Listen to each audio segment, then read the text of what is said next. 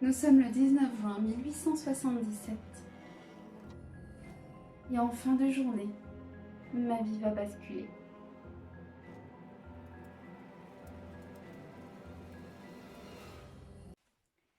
Il est 6h30 lorsque je me réveille et le chant des hirondelles me rappelle que je dois me lever sans tarder car je m'apprête à vivre la journée la plus importante que j'ai jamais vécue jusqu'alors. Mon bien-aimé tient à se lever avant moi pour me préparer un petit déjeuner de princesse, le dernier petit déjeuner avant de troquer mon nom de jeune fille contre mon nom d'épouse. Ce soir, je m'appellerai Madame Adélaïde de Rochebrune. Et si j'ai tant d'amour pour mon futur époux, c'est parce qu'il voit autre chose en moi qu'une simple épouse et future mère aimante d'une grande famille. Ça me rend si fière de savoir qu'il me considère comme une femme de pouvoir et d'influence. Autant je sais que je veux plein d'enfants, autant il m'est inconcevable de n'être qu'une simple épouse et mère. Il voit en moi une femme charismatique. Il me dit même que je suis dotée d'une intelligence hors norme et qu'il serait dommage de ne pas me servir de tout ce que j'ai appris. Il aimerait même que nous ouvrions un commerce. Imaginez un instant avoir une boutique qui porterait ce nom, l'échoppe d'Adélaïde et Aubin de Rochebrune. On y vendrait des pièces précieuses, de très grande qualité, allant d'accessoires pour embellir les tenues élégantes du beau peuple français aux articles de décoration d'intérieur. On aimerait importer ici en France notre savoir-vivre anglais. La France est magnifique, mais elle manque de modernité. Parfois, on me dit que je suis trop ambitieuse, mais je préfère me dire que je sais ce que je veux. Mais concentrons-nous déjà sur cette merveilleuse journée et préparons la célébration de notre union. Je vais enfin dire oui à mon fidèle bien-aimé Aubin. La matinée passe à toute allure. Nous accueillons le fleuriste qu'il faut guider dans les décorations de la réception, car nous avons vu les choses en grand. Nous voulions un mariage digne du nom de la lignée de Rochebrune. Après avoir donné les directives, nous abandonnons le fleuriste domestique en charge de préparer la salle de bal. L'heure tourne, je dois me préparer et recevoir tout ce petit monde qui est là pour m'aider à me préparer à être la plus belle mariée de tous les temps. La coiffeuse et la costumière d'ailleurs exercent leur métier avec passion et font de moi une sublime reine de beauté. Très tôt dans la journée, je suis dérangée par des douleurs abdominales entraînant des vomissements assez violents. Je sais que c'est l'euphorie provoquée par cette célébration, mais je ne peux m'empêcher d'espérer que ça y est, je vais devenir maman. Certes, ça n'a pas encore fonctionné jusqu'à aujourd'hui, mais peut-être que le Seigneur veut m'honorer d'avoir accepté la demande en mariage d'Aubin. Quoi qu'il en soit, j'espère que je ne serai pas trop dérangée par ces incommodations, que je puisse me permettre de vivre cette journée intensément. Une fois prête, mes demoiselles d'honneur font avancer le cocher, et je suis impressionnée de voir la calèche si bien apprêtée.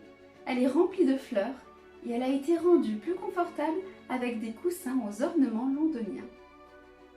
Ça y est, tout le monde est dans l'église, et tout le monde m'attend. J'aurais tellement aimé être présentée au bras de mon père, qui est malheureusement parti trop tôt. Il est allé rejoindre maman et mes frères et sœurs. J'aurais aimé que mère puisse être à mes côtés et voir les réactions fraternelles. C'est si triste de n'avoir plus de famille. Heureusement, je peux compter sur la présence des frères et sœurs d'Aubin et de l'amour inconditionnel de ses parents. Je suis véritablement émue lorsque les premières notes de l'orgue commencent à se répandre aux alentours, confirmant à tous les habitants que je vais devenir Madame de Rochebrune. Je retiens mes larmes, tant l'émotion me gagne. En sortant de la calèche, je commence à avoir la tête qui tourne. Je prends conscience que je ne dois toujours pas attendre de bébé, mais qu'il s'agit bel et bien des émotions qui travaillent et qui me rendent sensible à ce mariage.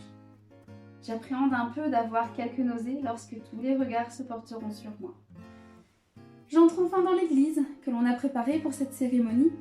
Nous avons fait faire d'énormes bouquets de roses blanches que nous avons placés au devant de chaque allée, rendant mon arrivée encore plus remarquable. Si seulement père et mère pouvaient voir ce spectacle. Je suis prête à avancer et je vais marcher au bras de mon cher oncle et parrain qui a su remplacer mon père lorsqu'il a quitté ce monde. Et c'est un véritable honneur pour moi qu'il m'accompagne jusqu'à mon époux. Mon cœur bat de plus en plus fort et inévitablement, les nausées me reprennent alors qu'Aubin se prépare à me découvrir. Mes crampes abdominales reprennent de plus belle, m'obligeant à faire des efforts particuliers pour ne pas transformer mon sourire en grimace de douleur. Mais la joie d'Aubin, sa fierté et ses larmes me ressaisissent et mes nausées disparaissent, laissant place aux mêmes larmes d'amour que celles d'Aubin. Le prêtre commence la cérémonie et nous invite à prononcer nos vœux. Je suis véritablement en train de vivre les moments les plus intenses de ma vie et je fonds en amour pour mon bien-aimé. Tout est si parfait en cet instant présent. Plus aucune nausée, ni aucune douleur abdominale, je me sens si bien. Il est alors temps de lever le voile de la mariée et de l'embrasser. J'attends ce moment depuis si longtemps. C'est comme dans les contes, et ça m'arrive à moi. Nous nous dirigeons vers la sortie de l'église et un photographe nous attend. J'ai une chance inouïe que l'homme qui a décidé de me combler jusqu'à la fin de ma vie m'offre les services d'un photographe afin d'immortaliser ce moment féerique et magique, que nous nous empresserons de montrer à nos enfants et petits-enfants à chaque occasion. Nous passons un long moment à recevoir toutes les félicitations et les meilleurs vœux de bonheur de toutes les personnes chères à notre cœur. Il fait tellement bon être aimé de la sorte. J'aimerais que ce moment ne cesse jamais. Je suis enfin Madame de Rochebrune. À mesure que les félicitations s'arrêtent, mes crampes abdominales reprennent plus intensément. Et j'ai comme le sentiment que quelque chose ne tourne pas rond. Je commence à m'interroger car le pic d'émotion est passé. Et surtout, ça fait déjà quelques jours que je me sens comme barbouillée. Je mettais ça sur le compte des préparatifs, mais peut-être dois-je attendre quelques jours pour réaliser que je vis une nouvelle vie.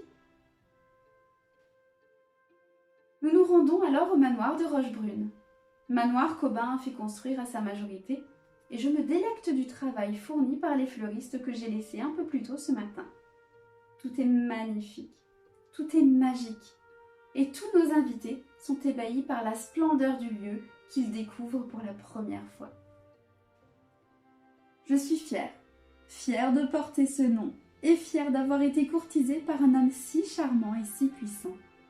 Certes, je fais l'objet de certains sarcasmes de la part de prétendantes jalouses, mais je me réjouis que la vie me sourie enfin. Alors que les domestiques débarrassent nos invités, l'orchestre entame les premières notes de la première danse du bal de la mariée. Aubin prend ma main en attendant que j'accepte cette première danse et me fait virevolter. Je suis aux anges, je suis heureuse, je tourne, je vole, et ma tête tourne de plus en plus. Serait-ce comme une ivresse? L'ivresse du bonheur existe-t-elle? Mais ma tête tourne de plus en plus. Mes crampes abdominales me reprennent si violemment que j'aimerais que tout s'arrête. J'ai l'impression que ma tête se décroche de mon corps. Et j'ai l'étrange sentiment de m'évanouir. Tout est de plus en plus flou. Je ne parviens plus à garder ma tête droite. Je la sens même tomber sur le côté et je suis incapable de la retenir. Mais pourquoi Aubin continue à me faire valser alors que je me sens si mal? Je tente de lui demander d'arrêter, mais aucun son ne sort de ma bouche. Je commence à avoir des difficultés à distinguer les sons de la salle. Tout est confus. Ma tête tourne, mes douleurs s'accentuent. Je perds mes forces, comme si je devenais une poupée de chiffon. La dernière crampe abdominale et ce tournis effroyable me font vomir une dernière fois. Tous les sons se mélangent et toutes les images autour de moi s'estompent à mesure que les secondes passent. J'ai de plus en plus de mal à respirer et il faut ouvrir mon corset. Mais pourquoi personne ne me vient en aide? Je ferme les yeux et je me sens tomber. Je comprends qu'Aubin a du mal à me retenir et qu'il tente de ne pas tomber avec moi. Il me pose au sol et quelque chose d'encore plus étrange se passe. Je crois que je perds connaissance. Et je me sens comme aspirée dans un trou noir avec une petite étoile qui brille au loin. Je n'ai plus aucun contact avec la réalité et je ne sais pas ce qu'il se passe. Comme si j'étais entrée dans un monde parallèle, où je suis aspirée vers le haut. Et je suis hypnotisée par cette étoile qui se rapproche à mesure que je vole vers le haut. Plus elle grandit, plus elle est lumineuse et plus elle se transforme en un tunnel étincelant. La sensation d'être aspirée est de plus en plus rapide. Ma tête tourne de plus en plus, mais je parviens à garder les yeux rivés sur ce tunnel blanc. Et la lumière qui s'en dégage est si puissante qu'elle commence à m'éblouir. Curieusement, je n'ai plus aucune douleur et mon corps semble si léger. Mon vol vers ce tunnel se fait si rapidement que je n'ai pas le temps de réaliser que j'entre dans ce tunnel étincelant. Pourtant, ça y est, il semble être comme un passage assez court, un peu comme un sas de transition entre deux mondes. Et me voilà de retour dans la réalité. Je vois tout ce qu'il se passe. Pourtant, tout le monde semble affolé, alors que je vais bien. Je ne comprends pas pourquoi on demande à faire venir le docteur. Mais quelque chose de surprenant me fait alors prendre conscience que quelque chose ne va pas du tout. Je suis revenue à moi, mais un drôle de sentiment m'envahit lorsque je réalise que je ne vois pas les gens autour de moi, mais que je vois un groupe de gens accroupis par terre. Je vois cette scène comme si j'étais accrochée au plafond. Je ne comprends rien. Qui m'a placée en hauteur? D'ailleurs, où est Aubin? Pourquoi n'est-il pas à mes côtés? Et que font mes invités au sol à crier et pleurer? Où est Aubin? Mais je le vois. Que fait-il accroupi lui aussi? On dirait qu'il pleure. Je ne comprends rien. On dirait que quelqu'un est au sol. Qui est-ce? Aubin semble se pencher au-dessus de cette femme. Mais pourquoi porte-t-elle ma robe de mariée? Je ne comprends rien. Il prend cette femme allongée au sol dans ses bras, me laissant découvrir son visage, et là, une vision d'épouvante s'impose à moi. Cette femme, c'est moi, et je comprends alors que je suis évanouie. Allons, faites quelque chose, ne me laissez pas comme ça, aidez-moi à revenir à moi. En me serrant dans ses bras, Aubin bascule ma tête en arrière, me laissant entrevoir mon teint grisâtre et tout se vomit sur ma robe. Cette journée est gâchée.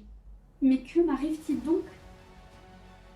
Le temps paraît durer une éternité, et mes convives font des allers-retours incessants. Tout le monde est complètement paniqué, en état d'urgence. Et Aubin semble si désespéré. Ça me fait tant de peine de le voir ainsi. Le docteur arrive enfin, et la foule lui cède la place. Il s'empresse de se jeter au sol pour venir me voir, et je suis soulagée de le voir sortir son stéthoscope.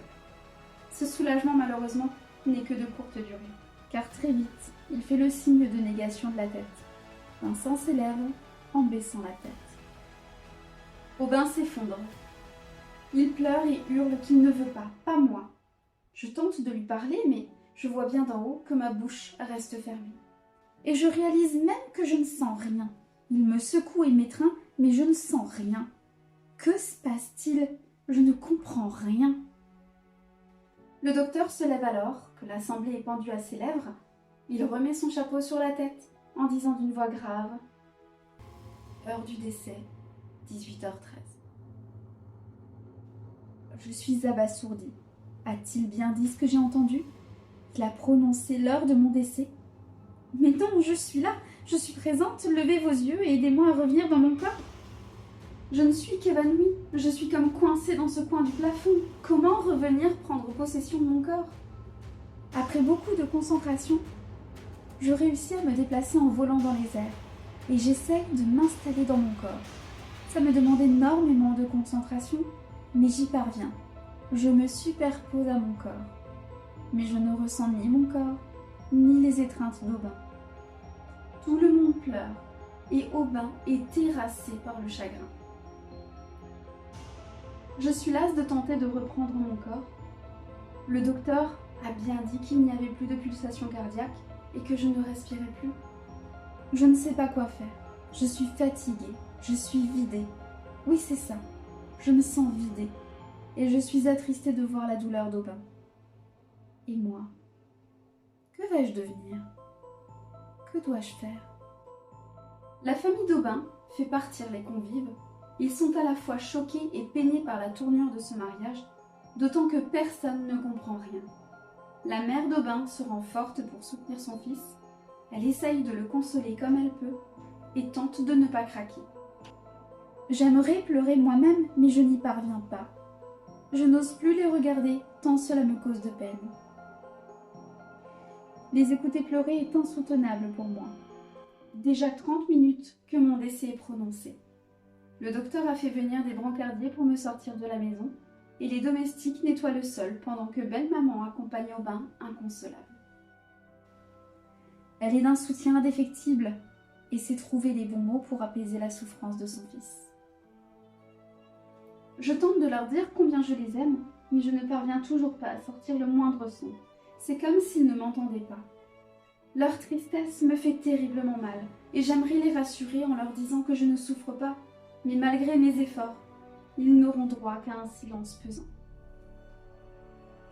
Aubin passera alors la nuit à pleurer, en regardant mes portraits et en observant chaque détail de la décoration de la réception, jusqu'à ce qu'il tombe à genoux, recroquevillé sur lui-même, en pleurant à sanglots. J'ai tant de peine et de culpabilité de l'avoir abandonné. J'aimerais tant savoir pourquoi je suis morte. Cela me permettrait de revenir en arrière. Dans mes interrogations, je suis interrompue par Aubin qui se lève d'un coup, hurlant toute la colère qu'il ressent en cet instant, écrasant chaque fleur et brisant pièce par pièce chaque élément de décoration de la réception. Belle-maman vient le chercher. Il fond en larmes dans ses bras, et elle le somme de bien vouloir rentrer chez eux, proposant de revenir le lendemain au manoir. Je dois avouer que je suis heureuse qu'elle soit présente pour lui, et heureuse qu'elle lui demande de quitter le manoir pour la nuit. Il quitte alors la demeure en se tenant fort. Je traverse vite la pièce pour le regarder entre deux sanglots. Je me retourne une dernière fois vers cette scène effroyable, ces fleurs détruites et le verre cassé par l'excès de colère de mon époux et par les traces que j'ai laissées avant de rendre mon dernier souffle. Je suis partagée entre l'incompréhension, la douleur et la colère, mais je me ressaisis rapidement. Je dois accompagner mon bien-aimé. Ils sortent du manoir, se dirigeant vers la calèche, et je m'apprête à sortir à mon tour lorsque je réalise que je suis incapable de dépasser la porte d'entrée. C'est comme si une paroi de verre se dressait devant moi, comme si j'étais condamnée à rester enfermée dans le manoir.